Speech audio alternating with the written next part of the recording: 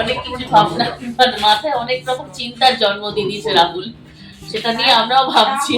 একটা জিনিস আমি বলি, এটা হচ্ছে আমাদের কিছু প্রশ্ন বা কিছু কথা যেগুলো আমরা বলতে পারি না, সেগুলো তুমি তোমার দ্বারা বলেছো, এই নাটকের দ্বারা বলেছো, সেজন্য অশেষ ধন্যবাদ। অনেক কথা আমাদের থাকে, বলতে পারি না, যে কোনো লোকই আমাদের থেকে বড় সম্মান দেখা যেতে আমরা কিছু কথা বলতে পারি, তোমার নাটকের মাধ্যমে সে কথা তুমি আজকে বলতে পেরেছো আমাদের মনের কথা। Thank you. ব্যাপারটা হচ্ছে অনেকদিন বাদে একটা শো দেখলাম, নাইট মিরর।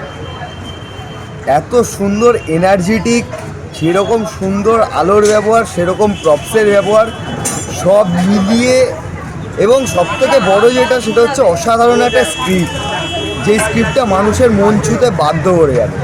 এবং তার পাশাপাশি হচ্ছে আমাদের রাহুল বোসের অভিনয়, আহা কি সুন্দর, কি এনার্জেটিক, মানে প্রত্যেকটা জিনিস প্রায় মন ছুঁয়ে গেছে। কারো থাকে ডানা